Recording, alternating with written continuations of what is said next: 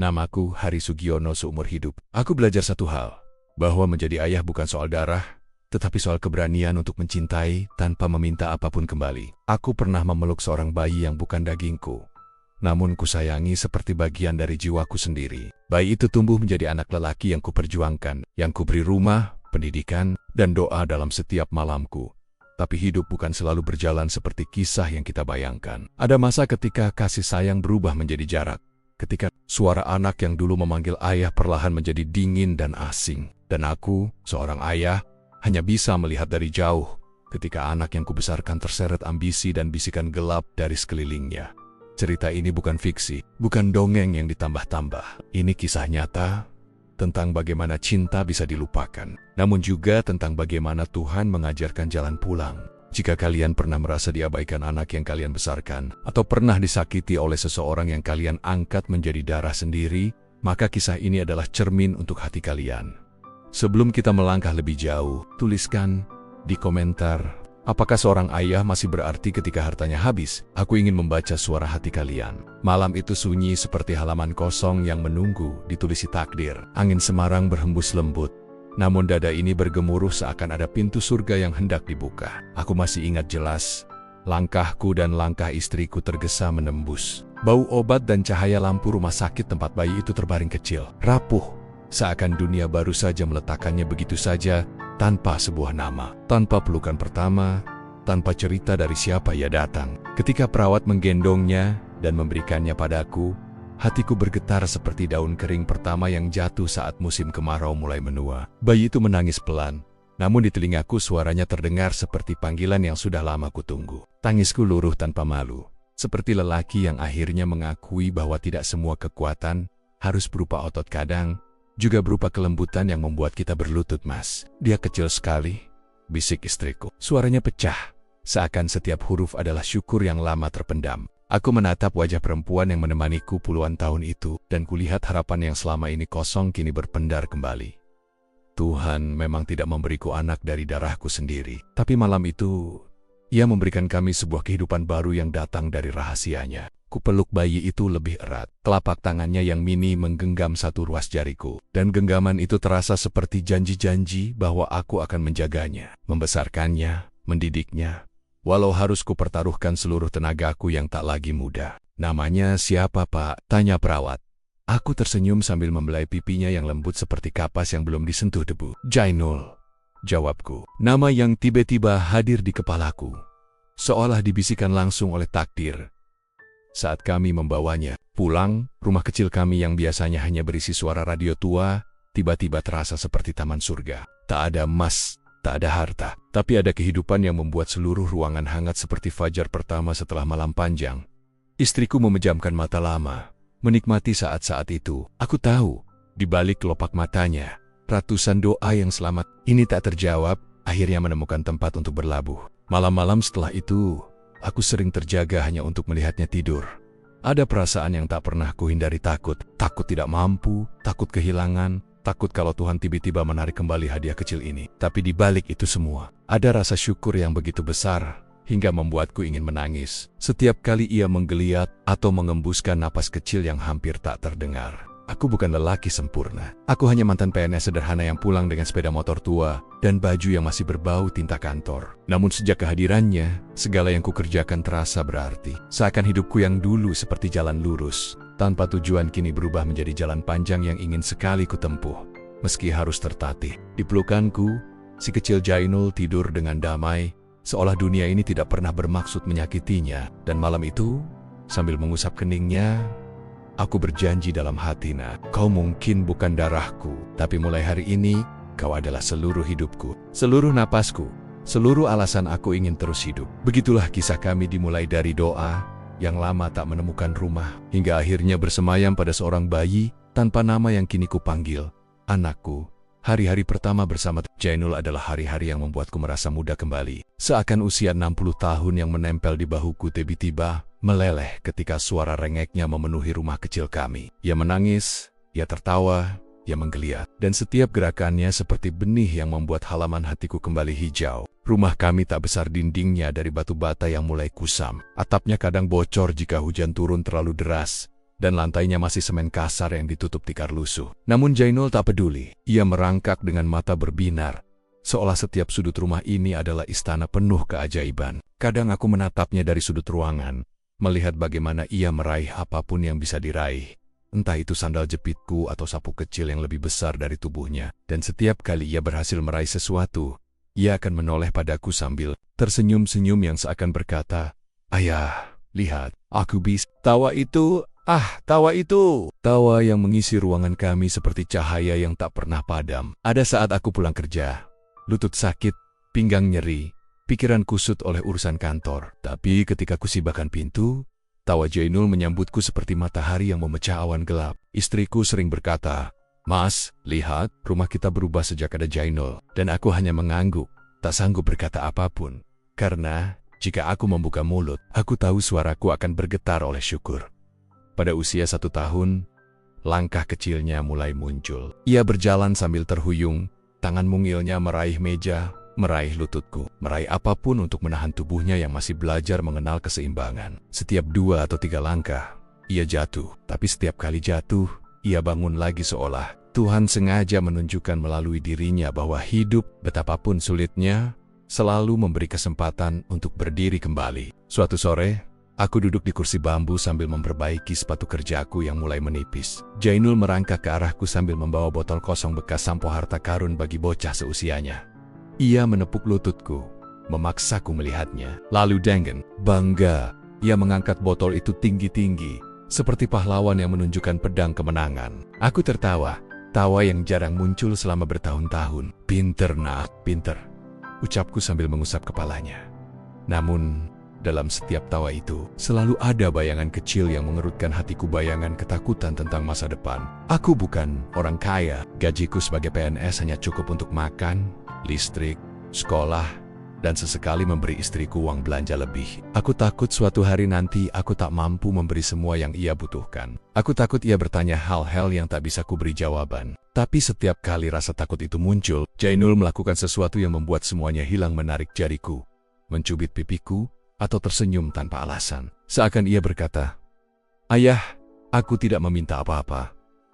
Cukup ada ayah dan ibu." Kami sering menidurkannya di tengah ruang, tempat angin sore masuk lewat jendela. Ia tidur tanpa gelisah, seolah dunia ini terlalu aman untuk ditakuti.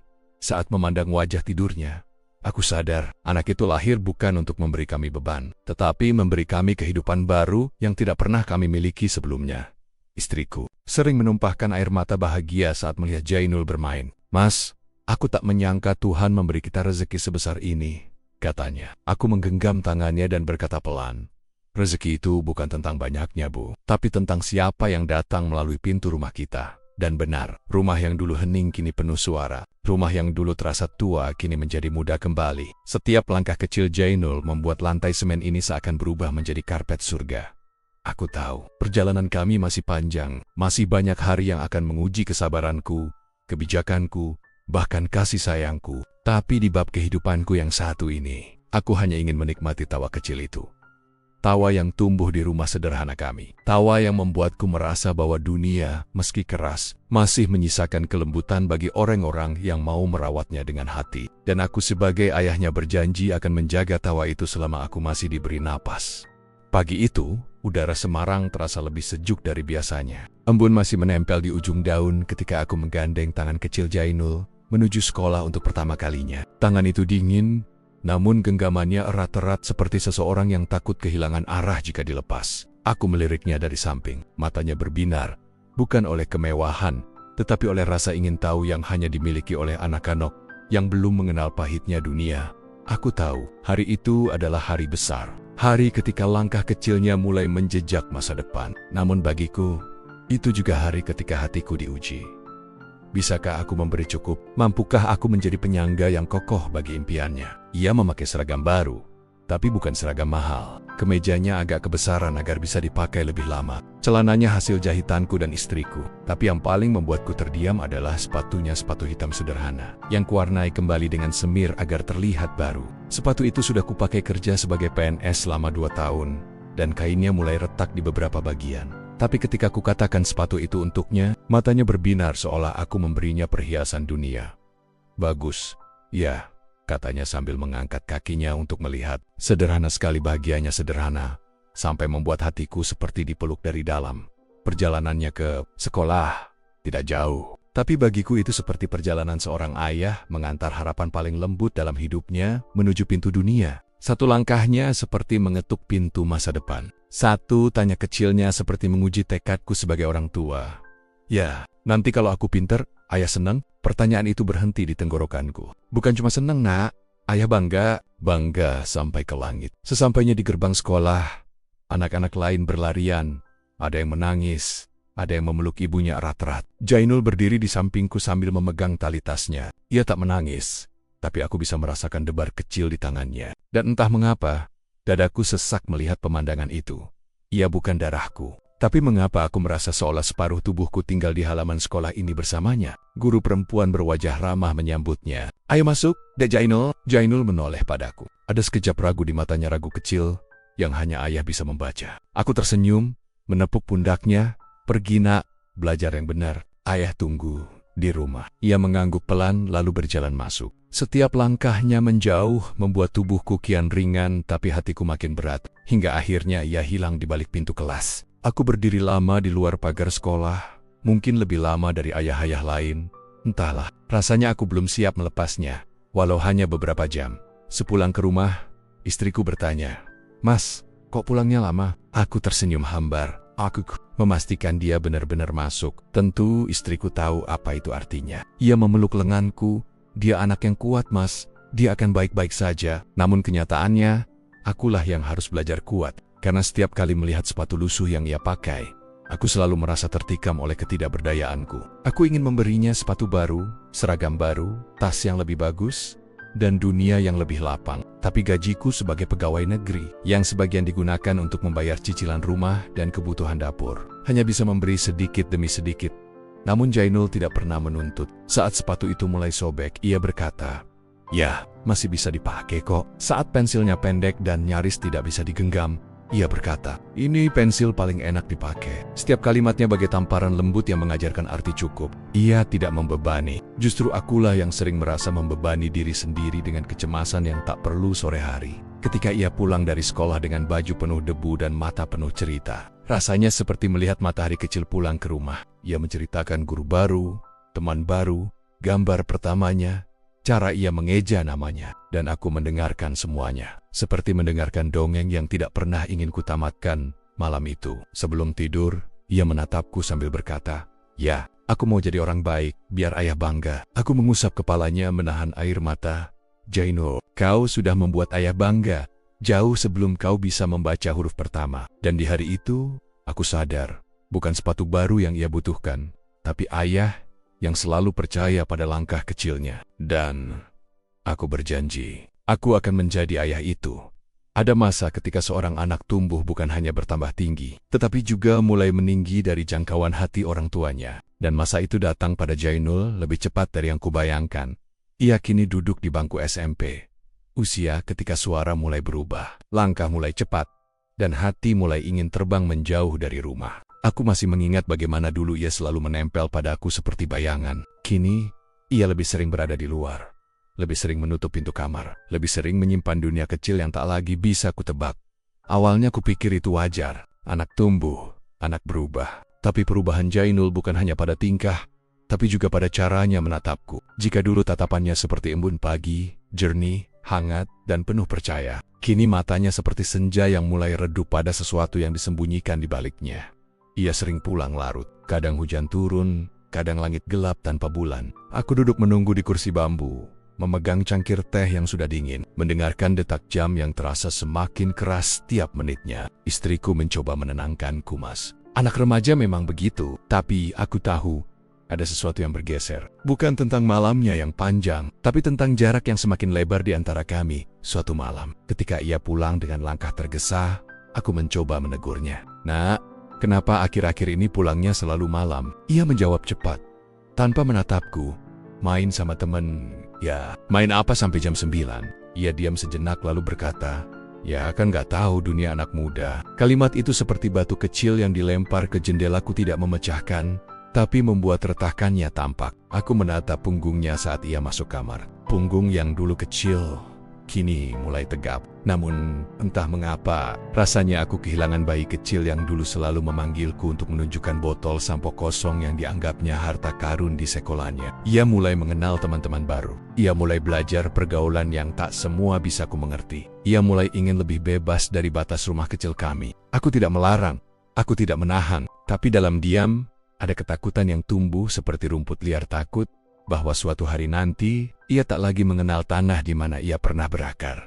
Tidak semua perubahan itu buruk. Ada hari ketika ia pulang membawa nilai bagus, dan senyum itu kembali muncul. Senyum yang membuatku merasa seperti ayah paling bahagia di dunia. Tapi ada hari ketika ia pulang dengan wajah muram, menutup pintu keras-keras, dan aku hanya bisa menebak apa yang terjadi di luar sana. Suatu sore, aku memergokinya berdiri di depan cermin, merapikan rambut dengan gaya baru. Aku masuk pelan. "Rapi amat, Nak. Ada apa?" Ia hanya mengangkat bahu. Biasa, tapi pipinya yang sedikit memerah memberi jawabannya sendiri. Remaja. Mereka selalu punya rahasia yang lembut, namun sulit diungkapkan. Meski begitu, ada satu hal yang membuat dadaku sesak setiap kali mengingatnya. Ia mulai jarang memelukku. Dulu, pulang sekolah, ia akan berlari dan memeluk pinggangku. Kini ia hanya mengangguk kecil, seolah aku hanyalah penanda bahwa rumah ini masih sama. Jarang ia duduk bersamaku di teras. Jarang ia bercerita tentang gurunya, tentang teman-temannya, tentang keinginannya memiliki sepeda baru atau buku gambar. Rumah kecil kami masih sama, tapi kehangatan di dalamnya terasa seperti bara yang perlahan mengecil. Aku mencoba memahami, aku mencoba menguatkan hati. Namun setiap malam, saat ia tertidur, aku masuk ke kamarnya menangkap kembali wajah kecilnya di balik tubuh remaja itu. Ia masih anakku, masih Jainul kecilku. Tapi dunia rupanya mulai menuntutnya untuk menjauh dari pelukan rumah dan dalam remang kamar itu. Aku berdoa lirih, "Tuhan, jangan jauhkan hatinya dariku. Biarkan ia tumbuh. Biarkan ia menjadi laki-laki. Tapi jangan biarkan ia lupa siapa yang memegang tangannya pertama kali saat ia belajar berjalan, karena tidak ada yang lebih menyakitkan daripada melihat anak yang kau besarkan mulai beranjak dari pangkuanmu tanpa menoleh kembali."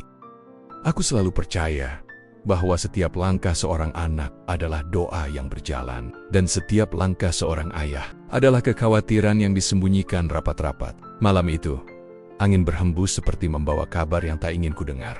Rumah terasa lengang, terlalu hening, seperti menahan napas atas sesuatu yang belum terjadi atau sudah, tapi aku belum siap menerimanya.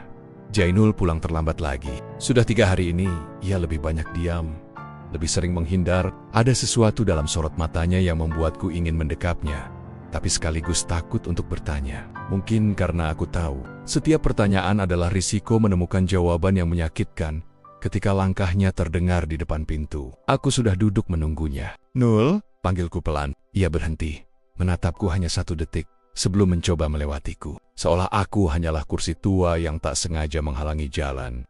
"Duduk sebentar, Nak," pintaku. Suaraku bergetar, meski ku coba menahannya tetap tegar. Ia menoleh, tapi matanya bukan mata bocah kecil yang dulu ku gendong sambil ku bacakan syalawat. Matanya kini seperti sumur gelap yang tak lagi memantulkan cahaya rumah ini. "Apalagi ya, capek aku dengar nasihat terus," katanya datar. Perkataan itu seperti paku yang ditancapkan perlahan ke dadaku. Aku menarik napas panjang, mencoba tetap lembut. "Ayah bukan mau menasihati. Ayah cuma mau tahu apa yang membuatmu berubah." Ia tertawa kecil, bukan tawa bahagia, tapi tawa yang menyimpan kemarahan yang tak ku tahu asalnya. "Berba, atau ayah yang takut aku melihat sesuatu yang selama ini ayah tutupi?" Maksudmu?" Jainul memalingkan wajah, seperti sedang berperang melawan sesuatu di dalam dirinya. "Aku capek dianggap anak kecil, capek selalu disuruh ikut jalan ayah. Aku punya hidup sendiri." "Janelle," panggilku lagi. Kali ini hampir berbisik. "Ayah tidak pernah meminta kamu jadi bayangan ayah. Ayah hanya ingin kamu berjalan di jalur yang tidak melukai dirimu." "Terlambat?" "Ya." Ia menepis tanganku ketika ku coba menyentuh bahunya. "Aku sudah terlanjur punya pilihan, dan ayah pasti tidak akan suka." Jantungku serasa jatuh. Bukan karena aku takut ia memilih jalan yang salah, tetapi karena aku sadar ia sudah terlalu jauh berjalan tanpa menoleh ke belakang. "Apapun pilihanmu," kataku dengan suara yang hampir pecah, "ayah tetap rumahmu. Jangan menjauh seperti ini." I am in sebentar, tapi cukup untuk menyadari bahwa dinding di antara kami sudah terlanjur tinggi. Kadang rumah juga bisa mengekang.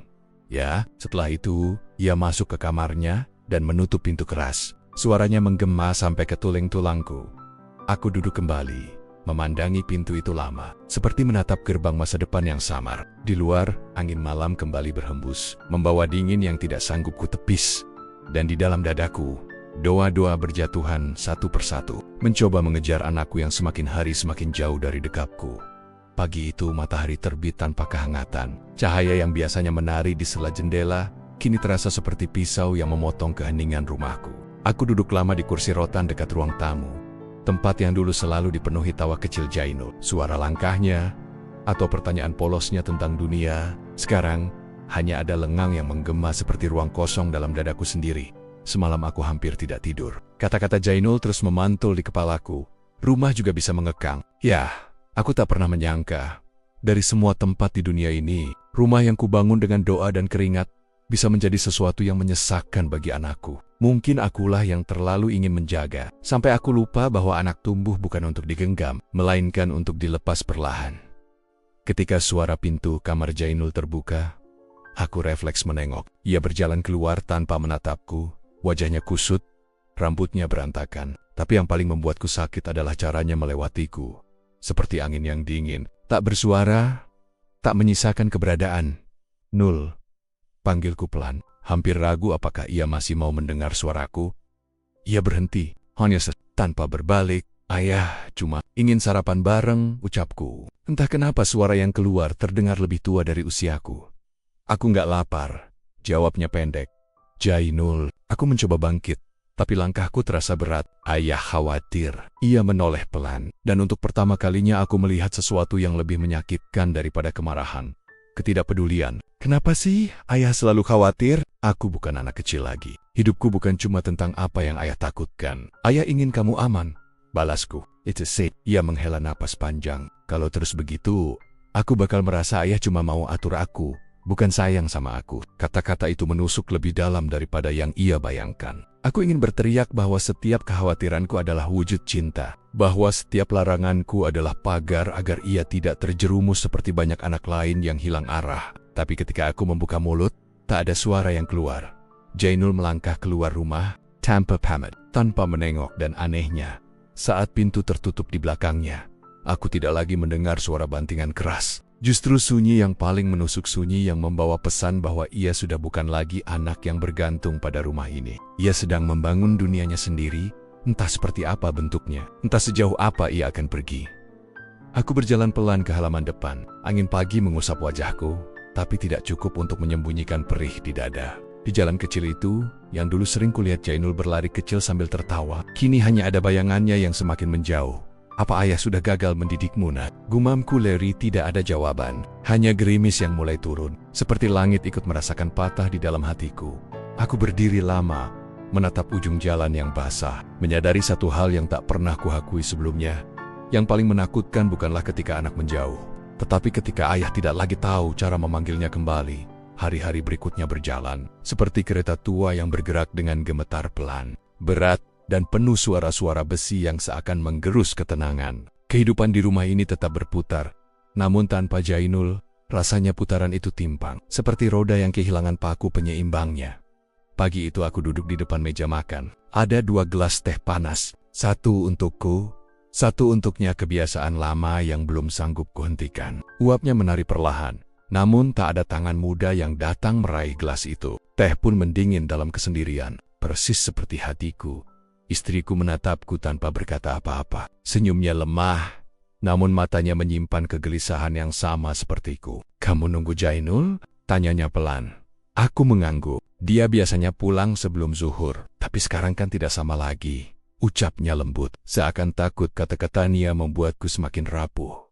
Ya, memang tidak sama lagi. Sejak pertengkaran itu, langkah Jainul tak lagi mengenal arah pulang. Ia lebih sering di luar. Kadang aku melihat bayangannya melintas di depan rumah, tapi tidak masuk. Seperti seseorang yang rindu, tapi keras kepala untuk mengakuinya. Sore itu, ketika aku sedang menyapu halaman, kulihat ia berjalan dengan 2 temannya. Bajunya kumal, wajahnya lelah, dan matanya kezong, seperti ada badai yang sedang ditahan agar tidak pecah. Ketika pandangan kami bertemu, ia cepat menunduk. seolah-olah menatapku saja membuatnya harus berjuang menahan sesuatu. Nul, panggilku lirih. Ia berhenti, tapi tidak mendekat. Temannya menepuk pundaknya, seakan bertanya apakah ia ingin singgah. Namun Jainul menggeleng. Gerakan kecil yang memukul dadaku lebih keras dari pukulan manapun. Ayah cuma ingin kamu makan, kataku. Mencoba memberi alasan agar ia mau masuk. Ibu masak kesukaanmu. Kapan-kapan, jawabnya datar. Tiap hari kamu bilang begitu, ucapku. Tak kuasa menahan getaran suaraku. Ia terdiam. Hanya 5 detik. Tapi 5 detik itu cukup untuk membuat nafasku serasa berhenti. Kemudian ia berkata, aku belum siap ya, Pelemsa. 2 kata sederhana yang terasa seperti pintu yang sengaja ditutup perlahan di depan. Wajahku, aku ingin bertanya belum siap untuk apa. Antak pulang, untuk kembali mengakui kami sebagai orang tuanya. Namun kata-kata itu tertahan di ujung lidahku. Aku takut jika aku memaksanya bicara, ia justru akan semakin jauh. Baik, jawabku akhirnya. Ayah, tunggu. Ia mengangguk kecil, lalu melangkah pergi. Langkah yang ringan, namun meninggalkan jejak berat di hatiku. Malamnya, aku duduk di ruang tamu dengan lampu temaram. Tidak ada suara kecuali jam dinding yang berdetak lambat. Istriku sudah tertidur, tapi aku masih terjaga seperti seorang penjaga lampu, mercusuar yang menunggu kapal yang hilang arah kembali menemukan cahaya. Dalam kesunyian itu, sebuah kesadaran menusuk dadaku. Rumah ini tidak lagi menjadi tempat Jainul pulang, bukan karena ia membencinya, tapi mungkin karena ia belum menemukan dirinya sendiri. Dan sebagai seorang ayah, yang bisa kulakukan hanyalah tetap menyalakan lampu-lampu kecil harapan. Agar suatu saat, ketika ia lelah berkelana, ia tahu bahwa rumah ini, hatiku ini, selalu terbuka menunggu langkahnya kembali. Hari itu, langit terlihat pucat seperti seseorang yang sedang menyembunyikan luka. Angin berhembus lirih, seolah membawa pesan yang tidak ingin diucapkan keras-keras. Aku duduk di beranda, memandang jalan kecil di depan rumah jalan yang seharusnya mengantarkan kepulangan, tetapi justru menjadi saksi jarak baru antara aku dan anakku. Sudah seminggu Jainul jarang terlihat. Kadang bayangannya muncul di tikungan, lalu menghilang seperti asap. Kadang ku dengar langkah seseorang di luar pagar, tetapi bukan dia. Dan setiap kali pintu tidak diketuk, ada bagian dari diriku yang hancur sedikit demi sedikit. Siang itu, aku memutuskan untuk berjalan keluar rumah. Bukan untuk mencarinya, aku tidak ingin membuatnya merasa diikuti, tetapi karena aku merasa perlu menghirup udara lain, agar sesak di dada ini tidak berubah menjadi penyakit. Aku berjalan pelan menyusuri gang. Anak-anak kecil berlari, ibu-ibu sedang menjemur pakaian, dan beberapa tukang ojek bercanda sambil menyeruput kopi. Kehidupan tetap bergerak. Hanya langkahku yang terasa berat. Seolah setiap batu kecil di jalan ingin mengingatkanku bahwa aku sedang menanggung sesuatu di sebuah warung kecil dekat pertigaan. Aku melihatnya. Jainul duduk sendirian, menunduk, memainkan gelas es teh yang hampir habis. Bajunya sederhana tapi wajahnya tampak kusut, seperti seseorang yang telah banyak menelan kecewa. Aku berhenti jauh sebelum ia menyadari kehadiranku. Aku ingin melihatnya tanpa membuatnya merasa diawasi. Ketika seorang bapak menyapanya, suara Jainul terdengar lirih.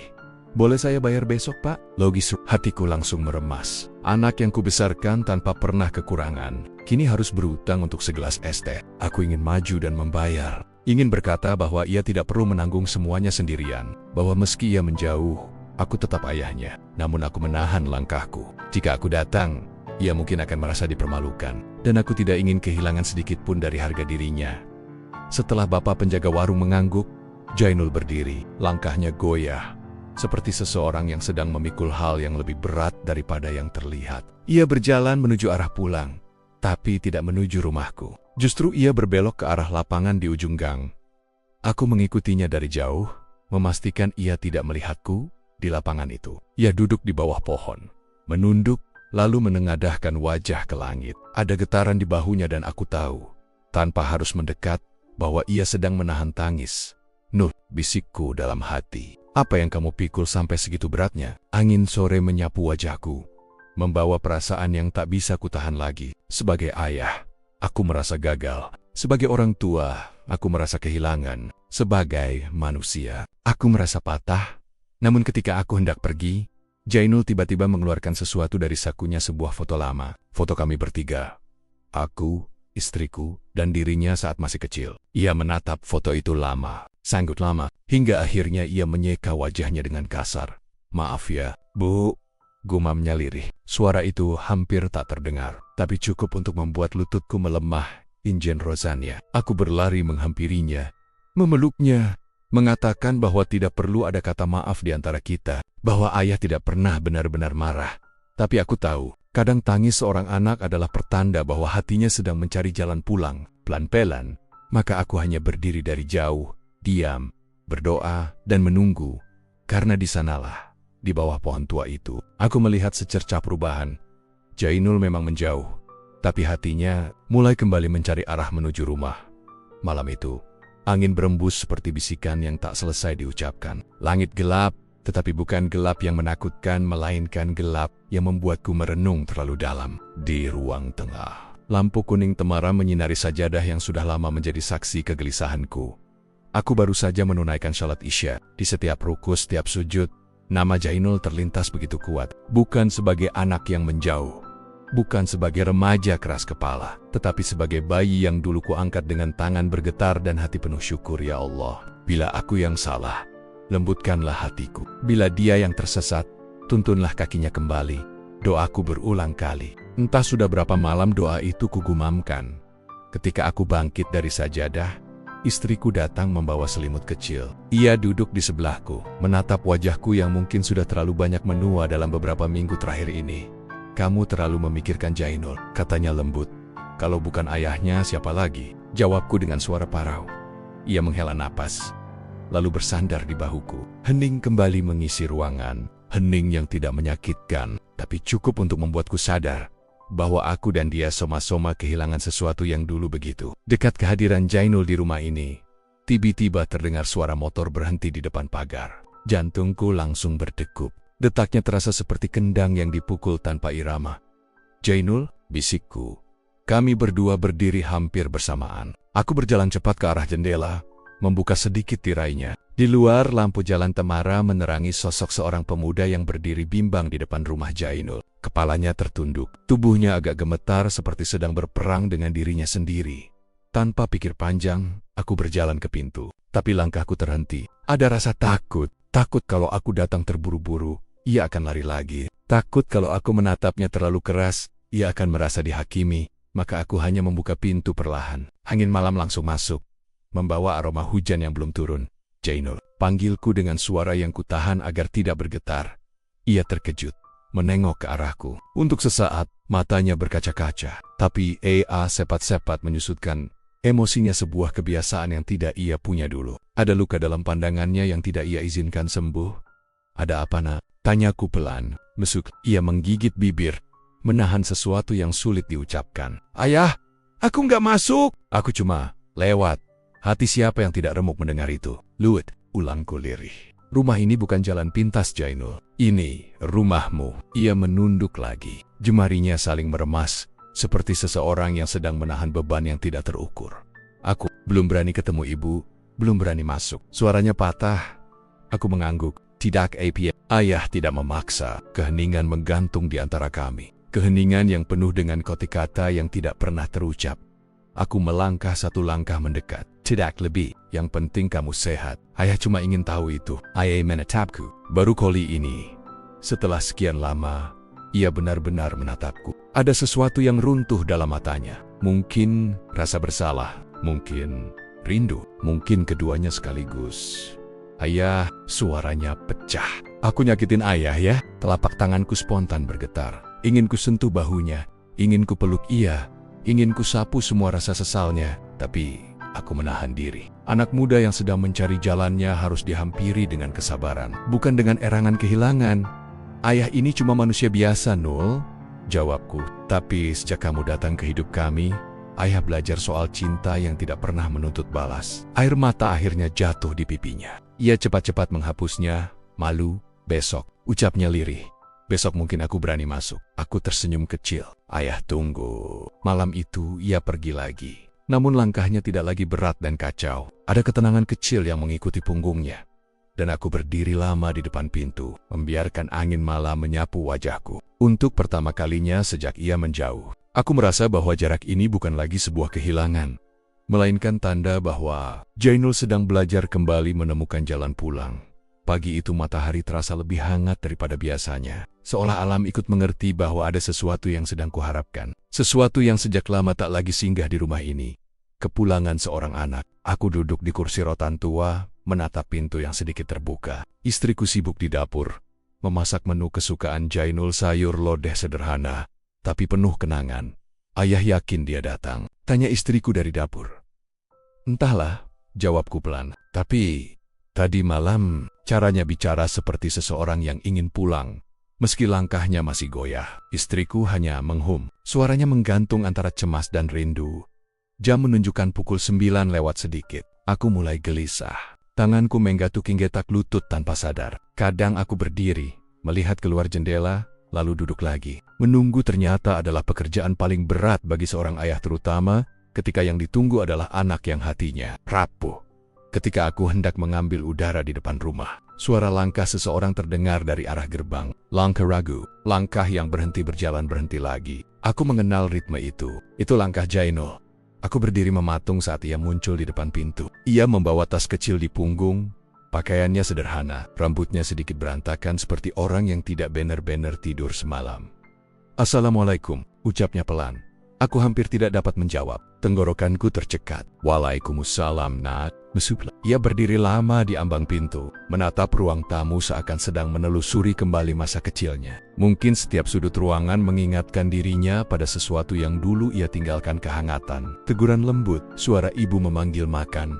Saat ia melangkah masuk, aku melihat betapa risaunya ia. Matanya bergerak cepat, seperti memastikan apakah rumah ini masih menerimanya, atau sudah berubah menjadi sesuatu yang asing. Istriku keluar dari dapur dengan mata berkaca-kaca. "Nul," panggilnya lembut. Jainul terdiam, bibirnya bergetar. "Bumah," tangis istriku pecah seketika. Tanpa pikir panjang ia memeluk Jainul erat, seolah takut anak itu kembali menghilang jika ia melepaskan pelukannya. Aku berdiri sedikit menjauh, membiarkan keduanya menyatu dalam rindu yang terlalu lama terpendam. Namun di balik haru itu, aku melihat sesuatu yang tidak bisa kusembunyikan dari diriku sendiri. Ada beban besar di bahu Jainul. Cara ia berdiri, cara ia menghindari tatapanku, cara ia meremas jemari sendiri, semuanya menunjukkan bahwa ia membawa sesuatu yang belum ia ceritakan. "Nul," panggilku setelah suasana sedikit tenang. "Duduklah, Nak. Sarapan sudah siap." Ia mengangguk dan duduk di kursi meja makan. Tapi cara duduknya kaku, seperti seseorang yang berada di ruangan yang bukan sepenuhnya miliknya saat istriku menyajikan makanan. Jainul menatap mangkuk sayur lodeh itu lama. "Sudah lama banget aku nggak makan ini," ujarnya pelan. "Kenapa nggak bilang, ibu bisa masak kan?" jawab istriku. Jainul tersenyum tipis, namun tidak sampai ke matanya. "Aku sibuk." Kata itu terdengar seperti tembok yang ia gunakan untuk menyembunyikan sesuatu. Ketika kami makan bersama, aku memperhatikan gerak-geriknya. Ia tidak banyak bicara. Ia makan pelan, seolah takut kalau ia menjawab pertanyaan, semuanya akan runtuh. Setelah makan, aku mengajaknya duduk di beranda. "Aku ingin bicara, tapi tidak tahu dari mana harus memulai." "Jainul," kataku akhirnya, "ayah senang kamu pulang." Ia menunduk. Aku mekenghan. "Kangen sudah cukup untuk membuat pintu ini terbuka," jawabku dengan senyum. Ia memejamkan mata sebentar, lalu berkata lirih, "Ayah, aku ada masalah. Aku nggak tahu harus cerita dari mana." Hatiku langsung mencelos. Aku diam, memberi ruang agar ia mau melanjutkan. "Aku kehilangan pekerjaan," ucapnya perlahan. "Sudah sebulan." Aku menarik napas panjang. Itu menjelaskan banyak hal. Wajahnya yang letih, utangnya di warung, langkahnya yang bimbang. "Kenapa kamu nggak bilang dari dulu?" tanyaku lembut. "Aku malu ya." Suaranya pecah. "Aku takut ayah pikir aku nggak berguna." "Jainul." Aku menatap matanya. Anak yang gagal bukan yang jatuh. Anak yang gagal adalah yang menyembunyikan luka sampai ia terluka lebih dalam. Air mata kembali mengalir di pipinya. "Ayah, aku mengangguk."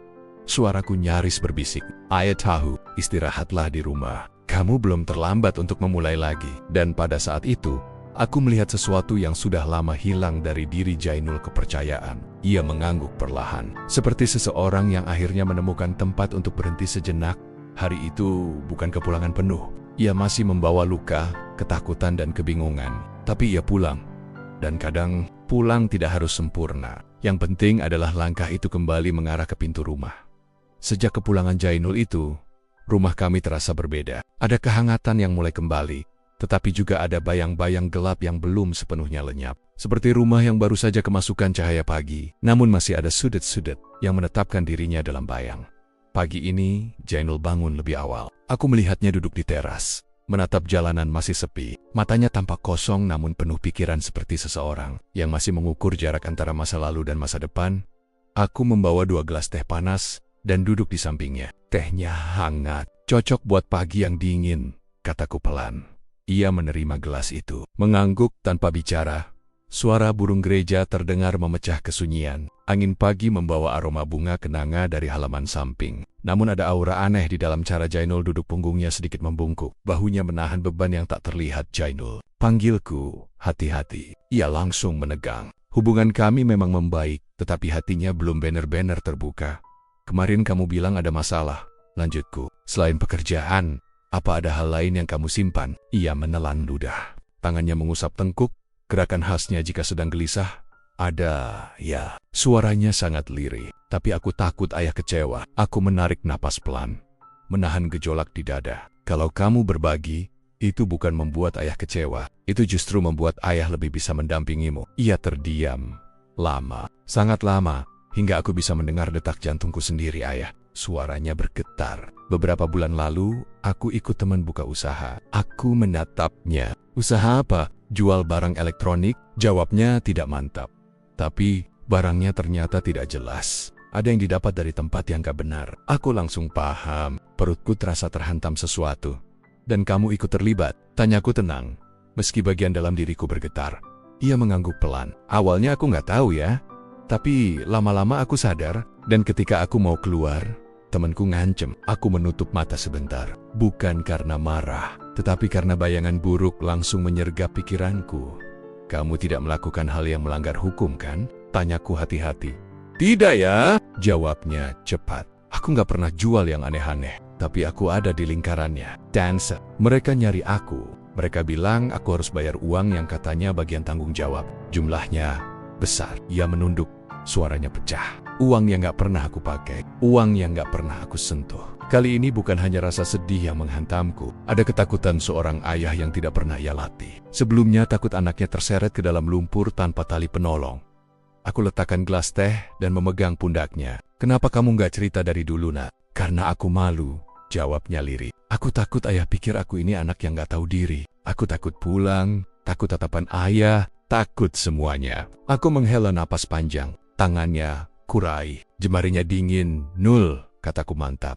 Rumah ini tempat pulang, bukan tempat kamu dihakimi. Kamu salah jalan? Iya, tapi kamu masih punya kesempatan untuk kembali lurus. Ia menggigit bibir, menahan tangis. Ayah, ia berbisik. Kalau mereka datang ke rumah ini, aku takut ayah dan ibu kena imbasnya. Aku tersenyum kecil, senyum yang menyembunyikan seluruh kecemasanku. Kamu pikir ayah ini rapuh? Ayah sudah tua. Tapi bukan berarti ayah tidak bisa berdiri di depanmu, ayah. Tenggang. Aku menatap matanya dalam-dalam. Kalau kamu jatuh, ayah akan jadi tongkatmu. Kalau kamu terjebak, ayah akan jadi jalanmu. Tidak ada yang boleh menyentuh keluarga ini tanpa melewati ayah. Air matanya pecah. Ia menunduk, jatuh berlutut di hadapanku. Maaf aku bikin ayah susah. Kutepuk bahunya pelan. Tidak apa, nak.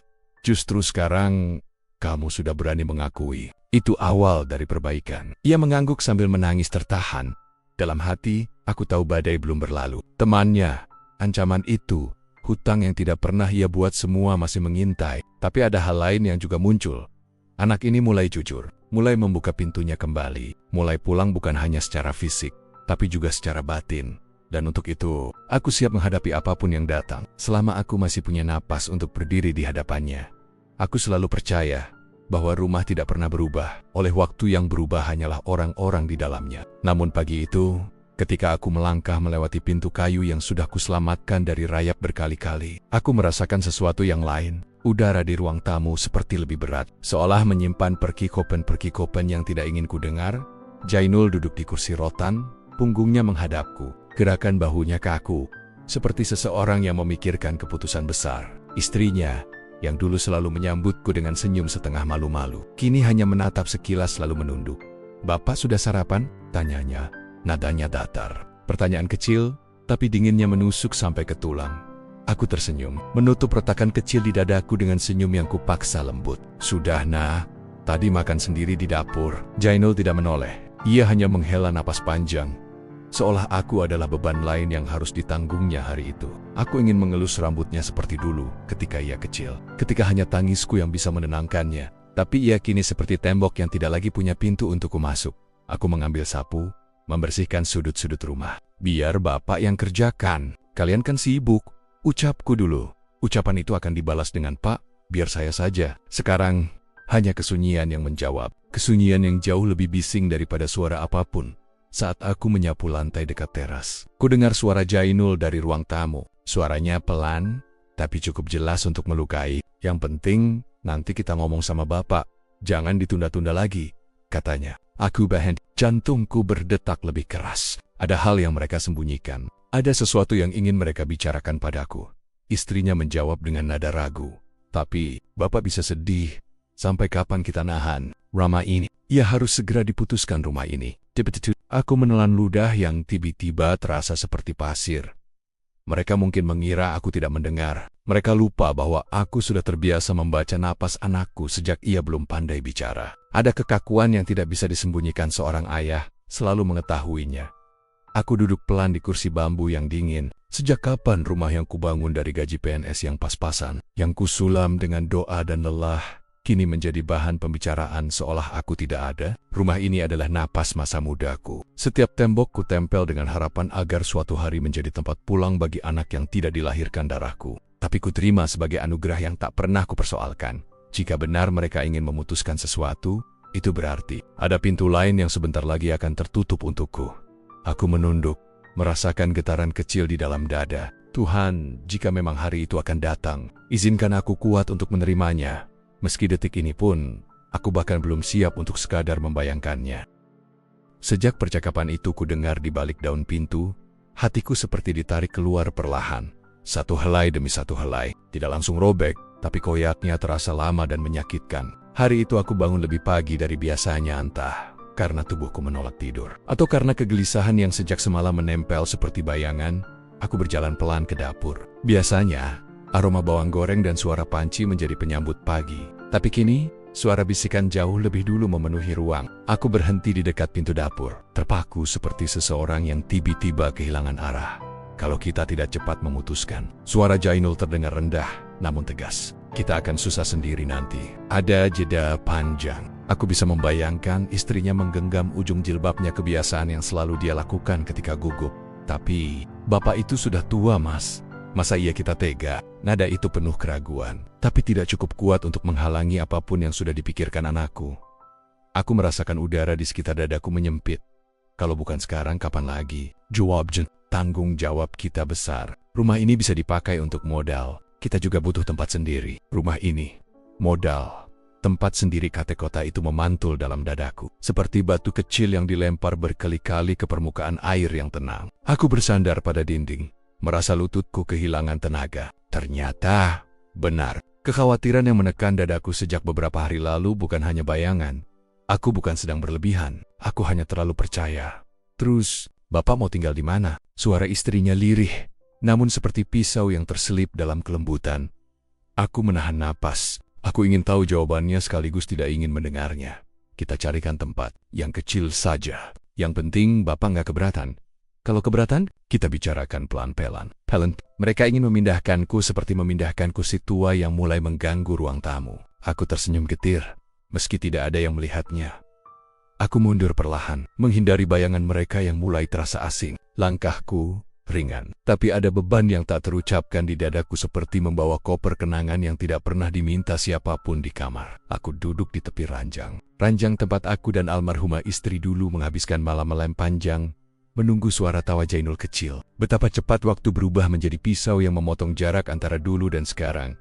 Aku menatap foto lama Jainul saat SD. Senyumnya lebar, matanya berkilat memanggilku seolah waktu masih berpihak padaku. Ayah, ayo main layangan! Seolah suaranya masih menggemakan masa yang kini tidak bisa kupeluk.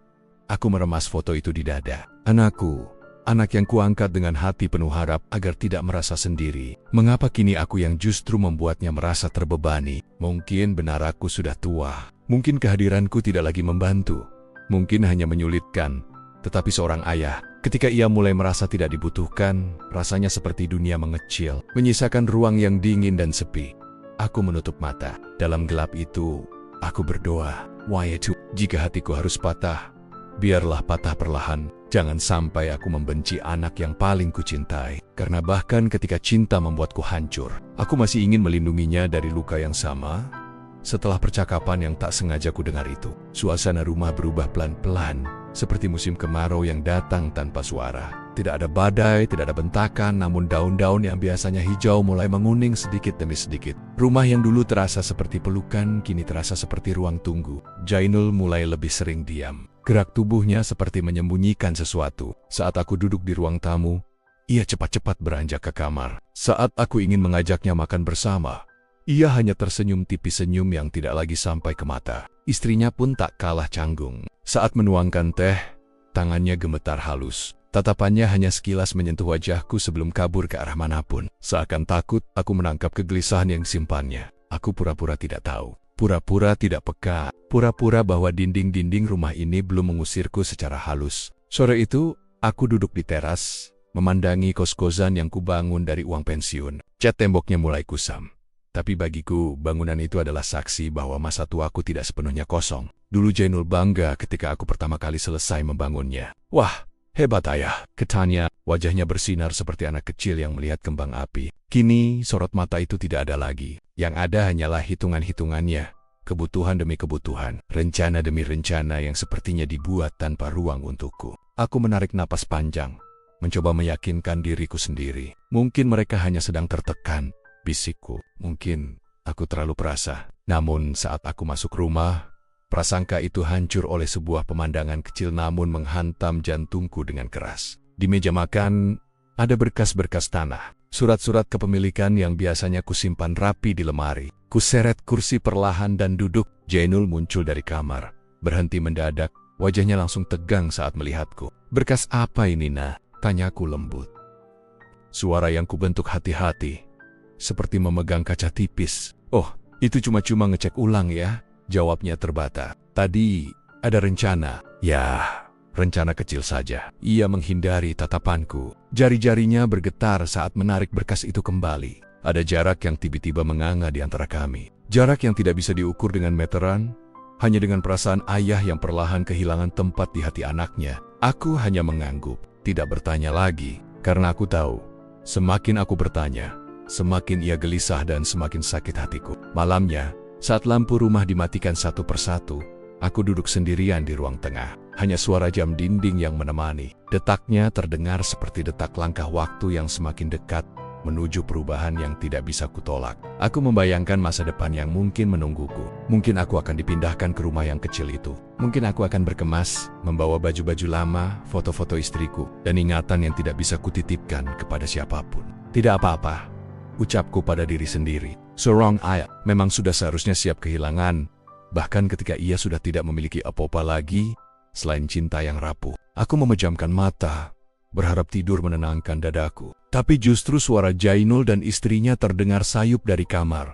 Meski aku tidak jelas menangkap setiap katanya, yang kutangkap hanyalah nada, tegang, tergesa, menyimpan api kecil yang mencoba disembunyikan. Aku membuka mata, langit-langit, rumah terasa semakin jauh. Rumah ini mulai terasa seperti bangunan pinjaman. Dan aku mulai merasa seperti tamu di hidup anakku sendiri. Namun besok pagi, aku tetap akan tersenyum. Karena itu, satu-satunya bahasa cinta yang masih kupunya. Pagi itu, matahari muncul dengan wajah pucat. Seolah ia ikut menanggung sesuatu yang tersembunyi di dalam rumah ini. Aku bangkit perlahan dari pembaringan, merasakan dingin yang tidak berasal dari udara, melainkan dari sesuatu yang mengambang di antara kami, sesuatu yang belum dinamai. Namun jelas terasa wujudnya. Jainul sedang duduk di ruang tamu. Ia menunduk, memegang ponsel, namun terlihat tidak fokus. Ketika aku lewat, ia tersentak kecil, seperti anak yang ketahuan melakukan sesuatu yang belum boleh diketahui orang tua. Pagina, sapaku lembut. Oh, Pagi, jawabannya cepat, tapi hampa. Seperti pintu yang dibuka hanya setengah.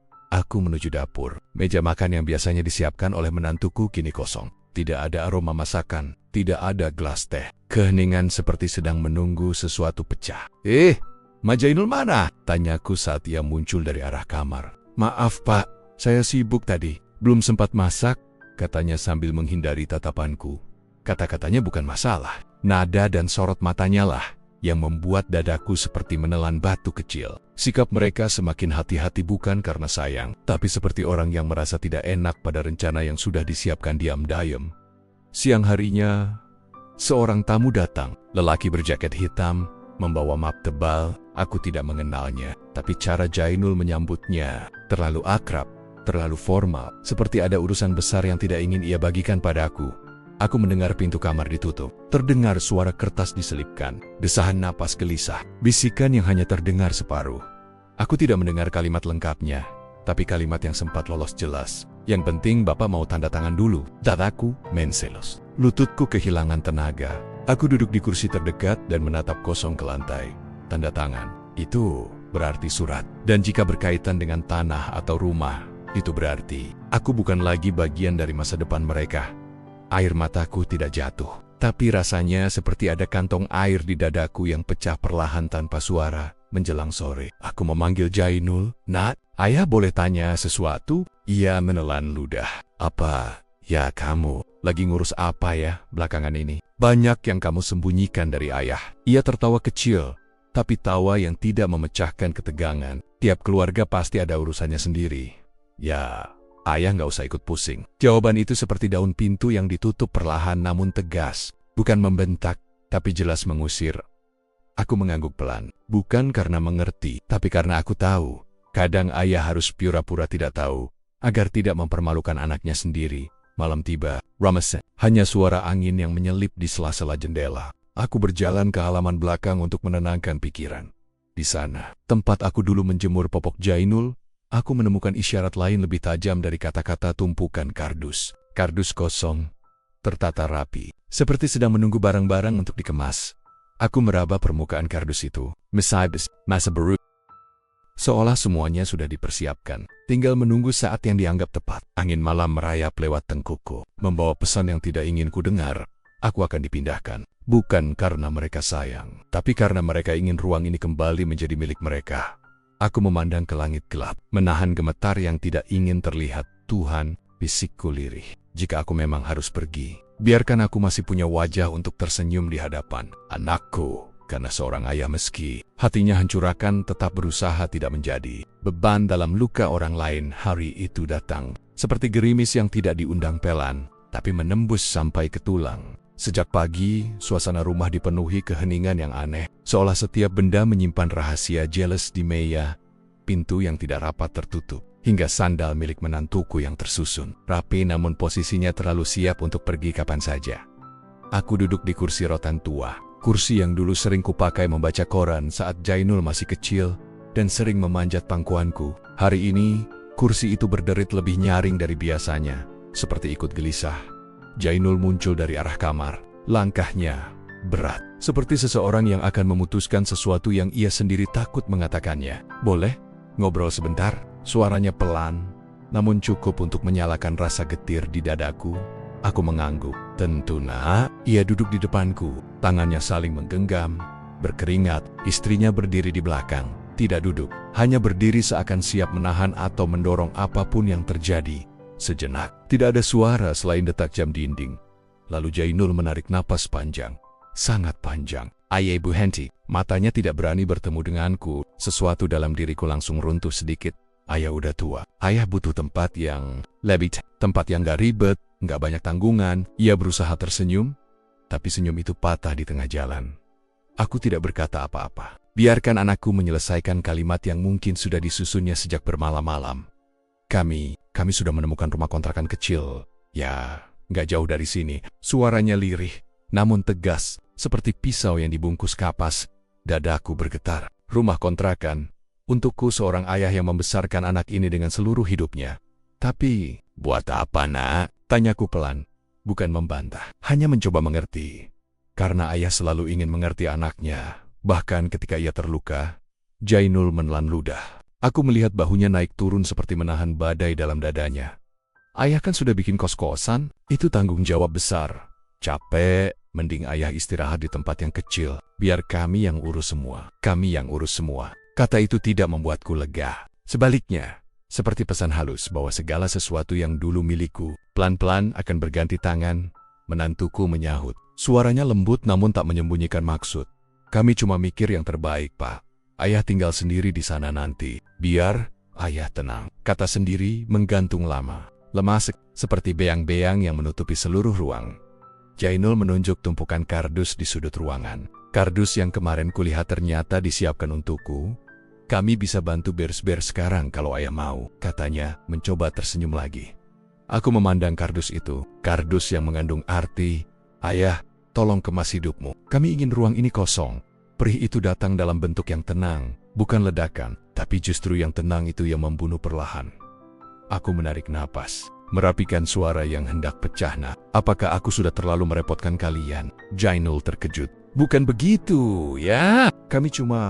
Aku mengangkat tangan kecil, memintanya berhenti. Tubuhku memang rentah, tapi hatiku masih bisa menahan satu kalimat lagi tanpa rubuh. Ayah hanya ingin tahu, apakah keberadaan ayah di rumah ini masih membuatmu nyaman? Jawaban itu tidak langsung keluar, dan ketidakterlambatan itulah yang paling menyakitkan.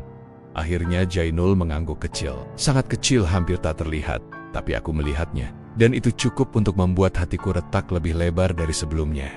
Aku tersenyum, senyum seorang ayah yang menelan sakit tanpa suara.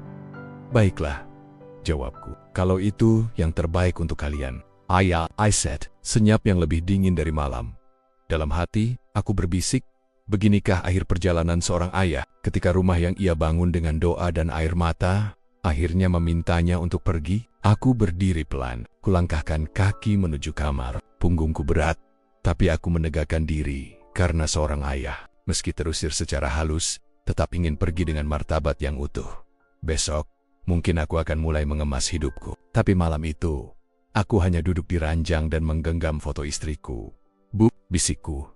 Suara pecah dalam gelap. Ternyata pulang itu bukan lagi tentang rumah. Pulang hanyalah tempat di mana hati kita tidak ditolak. Dan malam pun menjadi saksi air mata yang tidak kubiarkan menetes. Hanya mengering di ujung kelopak seperti hujan yang malu turun.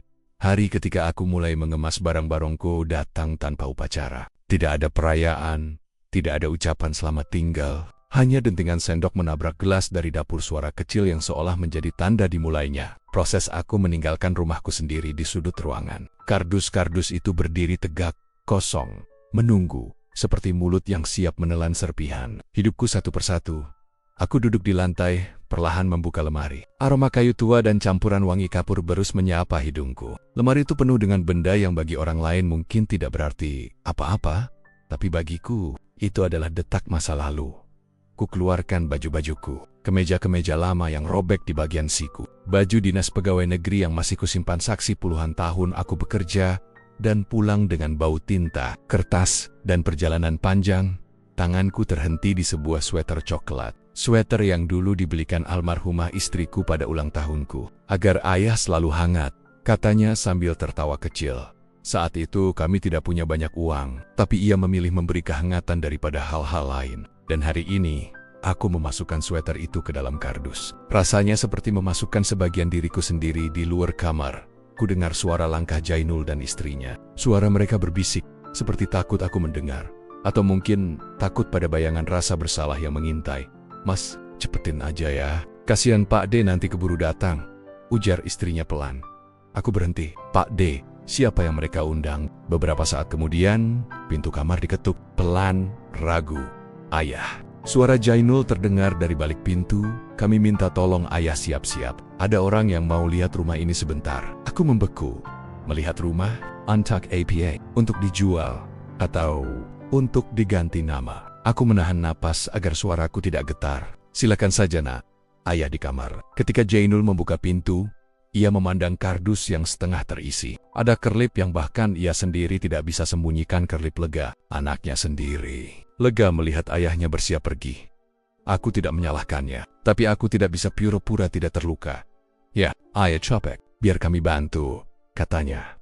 Aku tersenyum kecil. Tidak, Hughes, ayah masih bisa. Biarlah ayah bereskan sendiri, sebab mengemas barang-barangku bukan sekadar pekerjaan. Itu adalah ritual perpisahan. Dan ada hal-hal yang hanya bisa dilakukan seorang ayah sendirian. Aku mengambil figura berisi foto keluarga kecil kami. Di dalamnya, Jainul masih SD, tertawa lebar, memegang layangan. Aku ingat hari itu anjingnya kuat, layangannya hampir putus. Jainul kecil berteriak, "Ya, pegangin talinya! Jangan dilepas!" Dan aku memegang tali itu sekuat yang kubisa, agar layangan itu tidak hilang, agar kebahagiaannya tidak putus. Kini, ia sendiri yang memotong tali di antara kami. Aku mengetuk kaca figura dengan jemariku. "Kau tumbuh menjadi laki-laki, nak," bisikku dalam hati. Tapi entah sejak kapan kau mulai lupa siapa yang menahan tali hidupmu dulu. Ketika pembeli rumah itu datang, aku duduk di pojok kamar. Tidak ingin melihat terlalu jauh. Aku dengar suara mereka berdiskusi, menilai, menghitung. Suara-suara itu menusuk hati. "Wah, kaflingnya bagus, Mas. Kos-kosannya bisa disewakan. Lumayan. Kalau dikelola sama anak muda, lebih optimal." Mereka aku hanya laki-laki tua yang perlahan tidak dibutuhkan. Ketika mereka pergi, aku memejamkan mata. Aku tidak marah, tapi ada bagian dari diriku yang terasa lelah sampai ke dalam tulang. Malam itu, aku duduk sendirian di antara kardus-kardus. Lampu kamar temaram. Bayanganku mengisi seluruh dinding.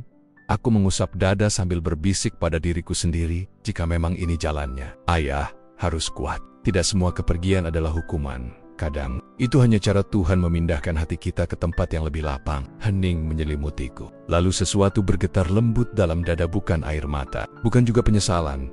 Hanya sebuah kesadaran sunyi. Kadang anak tidak menyadari bahwa sikapnya bisa mengusir ayah. Jauh sebelum ayah benar-benar pergi. Aku merasa pintu rumah ini mulai menutup. Bukan dari luar, tapi dari dalam. Malam itu, angin membawa dingin yang tak biasa, dingin yang datang dari dalam dada. Bukan dari luar jendela. Aku duduk di kursi tua di teras. Kursi yang dulu selalu diduduki Jainul kecil saat ia memaksa ingin duduk di pangkuanku sambil mendengar dongeng. Kini kursi itu kosong. Hanya bayangannya yang masih duduk di sana.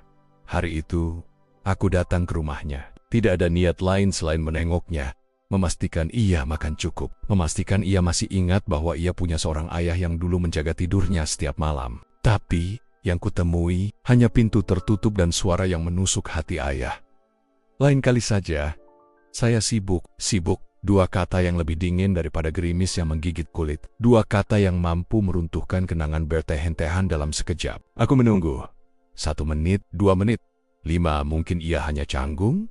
Mungkin istrinya tidak ingin menerima tamu. Mungkin aku harus lebih sabar. Tapi ketika pintu sedikit terbuka, aku mendengar suara lain, suara menantu yang sejak awal tidak menyukaiku, seolah keberadaanku selalu mengganggu rapi hidup mereka. "Kalau tiap minggu datang terus, kapan kita punya waktu sendiri? Bilang saja kita tidak di rumah." Perlahan pintu tertutup kembali. Senyap. Seakan dunia di balik pintu itu bukan lagi duniaku. Aku berdiri lama di halaman. Setiap langkah terasa seperti menginjak pecahan masa lalu. Aku ingin berteriak memanggilnya dengan nama kecilnya seperti dulu. "Nul, ayo pulang, nak." Tapi suara itu mati di kerongkongan. Saat pulang, aku melewati warung yang dulu sering kami singgahi. Penjualnya menatapku lama, lalu bertanya, "Loh, kok sendirian, Pak? Biasanya sama Mas Jainul." Aku hanya tersenyum, senyum yang hambar, seperti teh yang kebanyakan air. "Sekarang dia sudah sibuk, Bu." "Sibuk?" kata itu lagi. Mungkin benar dia sibuk. Mungkin aku yang terlalu berharap. Tapi bukankah seorang anak selalu punya waktu untuk sekadar menyapa ayahnya? Di rumah, istriku menepuk bahuku. "Bagaimana? Ya, Jainul sehat?" Aku hanya mengangguk. Bagaimana mungkin aku memberitahunya bahwa anak yang kami besarkan dengan cinta kini memandang kami seperti beban? Bagaimana mungkin aku mengatakan bahwa pintunya tidak lagi terbuka untuk kami? Malam itu aku duduk lama, menatap langit gelap. Aku bertanya pada Tuhan, dengan suara yang bahkan tidak berani keluar dari bibirku.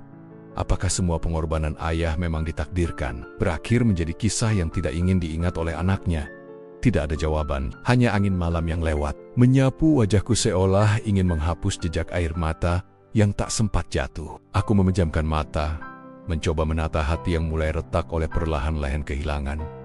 Dan di kesenyapan itu, aku sadar, kadang yang paling menyakitkan bukanlah anak pergi, tapi ketika ia masih ada, namun tidak menganggapmu pulang. Hari itu, aku kembali mencoba mengetuk pintu yang sama. Pintu yang dulu selalu terbuka ketika Jainul masih kecil, ketika ia akan berlari dan memeluk kakiku sambil berteriak riang, "Ayah pulang." Kini, pintu itu seolah menjadi tembok yang memisahkan dua dunia seorang ayah yang masih berharap, dan dunia seorang anak yang ingin melupakan. Aku membawa sesuatu sederhana, sepiring klepon, makanan kesukaan Jainul sejak kecil. Istriku membuatnya sepanjang pagi, tangan tuanya gemetar namun penuh cinta. "Bawakan ini ke Jainul," Ya, bilang ibu kangen, katanya dengan senyum yang dipaksakan. Ketika tiba, aku mengetuk pelan. 1 ketukan, 2 ketukan, tidak ada jawaban. Tapi aku mendengar suara dari dalam rumah. Suara yang membuat jantungku pelen-pelen tenggelam. Aku bilang jangan suruh dia datang lagi. Suara istrinya terdengar tegas, agak tinggi. Nanti kalau orang-orang lihat, mereka pikir kita nggak mandiri, ujarnya lagi. Lalu suara Jainul menyusul. Suara yang dulu selalu membuatku bangga kini terdengar asing. Sudahlah, ayah itu memang susah diajak omong. Nanti aku suruh dia pulang. Ayah itu, bukan ayah, bukan bapak, bukan hanya ayah itu. Aku menelan ludah. Rasanya pahit seperti obat yang tak pernah ingin kutelan. Tanganku yang menggenggam piring klepon bergetar. Mungkin lebih tepatnya, hatiku yang bergetar.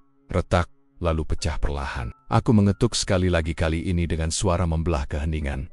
Pintu terbuka. Jenol Mangkwel, wajahnya seperti orang yang ingin cepat-cepat menyelesaikan sesuatu yang tidak penting. Ayah ngapain kesini lagi? Saya sudah bilang sibuk. Aku mengangguk. Ayah cuma mau ngasih ini, klepon. Ibumu yang buat. Ia menoleh sebentar ke dalam, lalu kembali melihatku. Tinggal taruh saja. Lain kali nggak usah repot-repot. Suara istrinya terdengar lagi. Lebih tajam, pelan. Saja nggak usah datang terus. Masa harus saya yang ngomong? Jainul menahan napas. Sudah, ya, pulang saja. Begitu saja. Seperti aku ini pedagang keliling yang memaksakan dagangan. Seperti aku ini orang asing yang datang tanpa diundang. Saat aku berbalik, sesuatu di dalam diriku runtuh. Bukan marah. Bukan kecewa, lebih dalam dari itu. Semacam perasaan kehilangan yang tidak bisa dijelaskan, karena yang hilang bukan anakku, tapi cara ia menyebutku.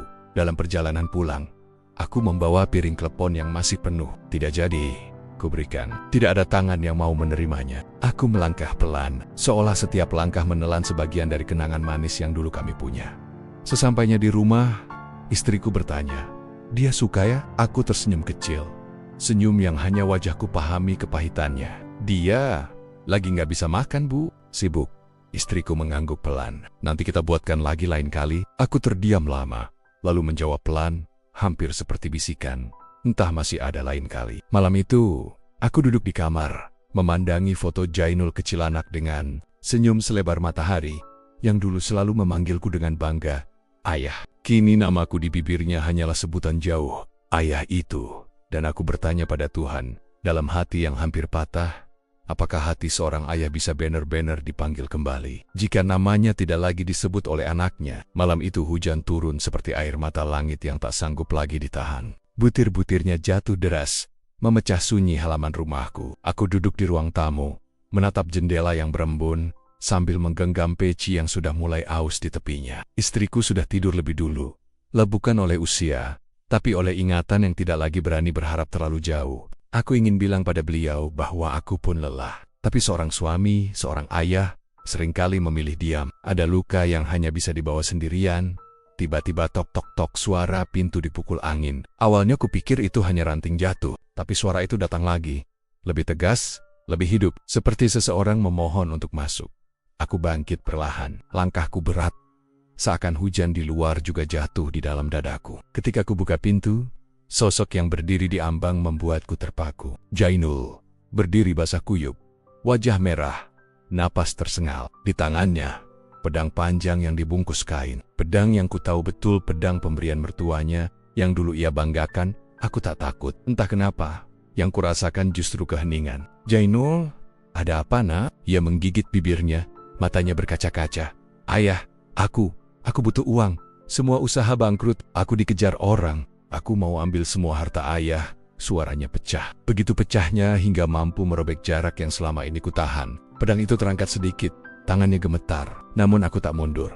"Kalau pedang itu mau kau jatuhkan ke tubuhku," ucapku perlahan, "jatuhkanlah. Ayah sudah tua.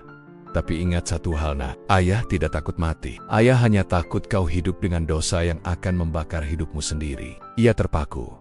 Hujan di luar berderu lebih keras, seolah langit menahan napas.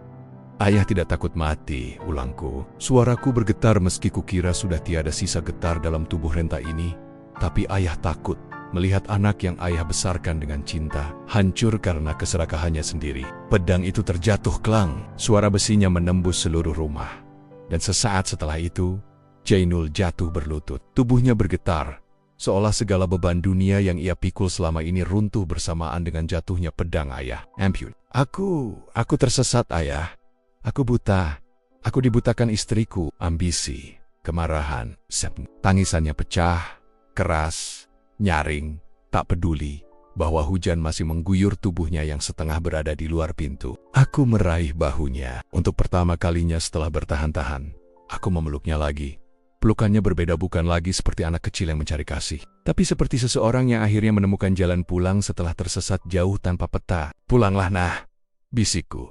Rumah ini tidak pernah menutup pintu untukmu. Di balik pintu, istriku menangis mendengar semuanya. Malam itu, untuk pertama kalinya dalam waktu yang terlalu lama, kami bertiga duduk bersama dalam satu cahaya lampu yang lembut. Tanpa harta, tanpa syarat, tanpa tuntutan, hanya keluarga yang mencoba kembali menjadi keluarga. Keesokan paginya, Jainul berkata ia ingin berubah. Ia bercerai dari istrinya yang selama ini memanaskan hatinya. Ia mulai bekerja serabutan, membersihkan kos-kosan, memperbaiki genting, mengecat dinding. Ia pulang setiap hari. Wajahnya penuh debu, tapi matanya penuh ketegasan. Baru tekad untuk menjadi anak yang kupahat dulu dengan doa. Kadang aku memperhatikannya dari kejauhan, dan aku bertanya-tanya, mungkinkah Tuhan memang menunggu hujan paling deras sebelum mengembalikan anak yang hilang? Dan ketika suatu sore ia memanggilku dengan suara serak. Ayah, bukan ayah itu. Bukan sebutan jauh, tapi ayah. Panggilan utuh yang dulu pernah hilang, hanya dengan satu kata itu. Seluruh hidupku terasa pulih kembali. Mungkin begitulah takdir seorang ayah. Ia tidak pernah menang dalam pertengkaran, tapi selalu menang dalam kesabaran. Dan aku hanya bersyukur bahwa sebelum napas berhenti, Tuhan mengembalikan anakku ke pangkuan yang sejak dulu disiapkan untuknya. Pada akhirnya, aku menyadari satu hal, bahwa perjalanan menjadi ayah bukanlah perlombaan untuk dihormati, melainkan perjalanan panjang untuk menjadi tempat pulang, bahkan bagi anak yang pernah lupa jalan. Jainul kembali bukan karena uang, bukan karena harta, bukan karena takut. Ia kembali karena ia tersesat terlalu jauh dan menemukan bahwa dunia tidak menawarkan pondasi sekuat pelukan seorang ayah. Dan aku tidak meminta maaf darinya, tidak meminta seluruh kisah buruk diperbaiki. Aku hanya memintanya duduk, makan, dan menjadi anakku lagi. Karena seorang ayah tidak pernah benar-benar menutup pintu. Kadang pintu itu hanya menunggu ketukan yang terlambat. Kini, aku menjalani hari-hari tua dengan damai, bukan karena aku kaya, bukan karena aku kuat, tetapi karena Tuhan mengembalikan anakku sebelum waktuku habis. Jika ada satu pesan yang ingin kusampaikan kepada kalian yang mendengar kisah ini, maka izinkan aku berkata dengan suara dari lubuk terdalam. Maafkan anak kalian sebelum dunia memaksa mereka kembali dalam keadaan lebih hancur. Dan maafkan diri kalian sendiri, karena menjadi ayah adalah pekerjaan yang tidak pernah selesai. Terima kasih telah mengikuti kisah ini hingga akhir. Jika cerita ini menyentuh hati kalian, maka tinggalkan satu kata di komentar. Ayah. Biarkan kata itu hidup lagi di antara kita semua.